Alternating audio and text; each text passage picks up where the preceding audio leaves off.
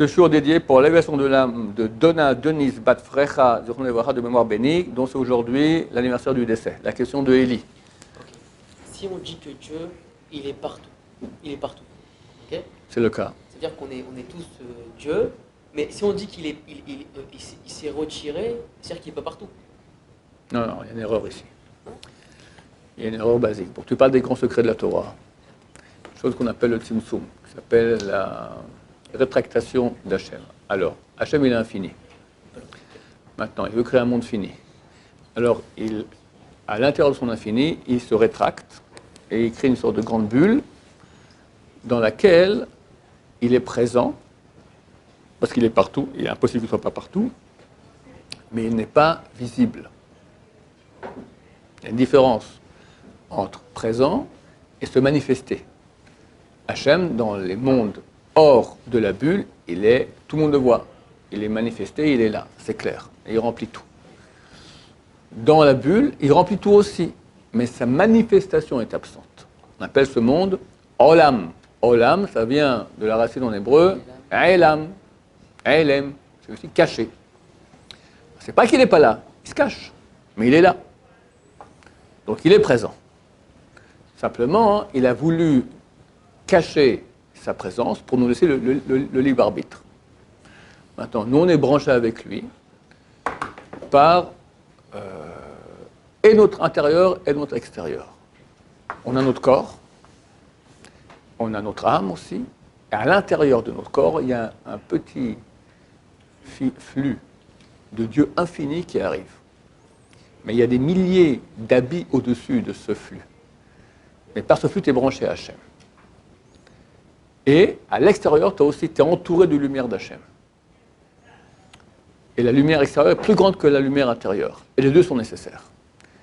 Donc, tu as ton corps, à l'intérieur, tu as de la lumière, à l'extérieur, tu as de la lumière. C'est pour ça qu'on met le talit katan à l'intérieur par rapport à la lumière intérieure, le talit gadol à l'extérieur par rapport à la lumière extérieure. Le talit gadol, le grand, est l'extérieur, parce que la lumière extérieure, elle est plus grande, et l'intérieur, elle est plus petite, intérieure.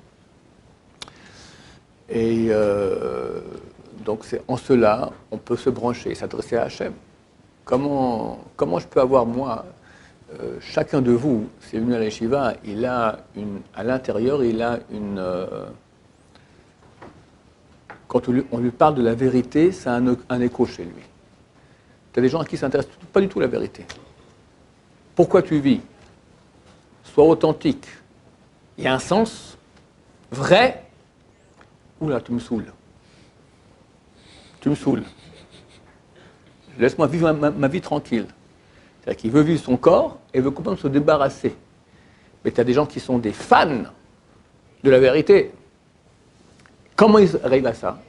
Ils arrivent à ce petit fil-là, comme ça, qu'ils retient avec Hachem, avec Dieu. C'est marqué la vérité, c'est le chotam, c'est la signature de Dieu sur terre. La signature, c'est par cela qu'on peut arriver à lui. Et ceux qui ont cette sensibilité à la vérité, ils ont tout gagné. Parce que même quand ils vont descendre bien, bien bas, un beau jour, il comprend qu'il est à côté de la plaque et il peut revenir. Bien sûr, il a le choix aussi de ne pas revenir, rester là-dedans. Mais plus il aura cette sensibilité, plus il aura des puissances extraordinaires à enlever de lui tous les mensonges. C'est pour ça qu'il est extrêmement important de ne pas mentir. Parce que quand quelqu'un ment, il coupe cette sensibilité qu'il a avec la vérité. Il accepte le mensonge comme vérité. Alors aussi, du ciel maintenant, c'est pour toi maintenant, la vérité et le mensonge c'est la même chose, on va aussi te mentir à toi, c'est-à-dire tu n'auras plus d'attirance à la vérité, ça, kiff.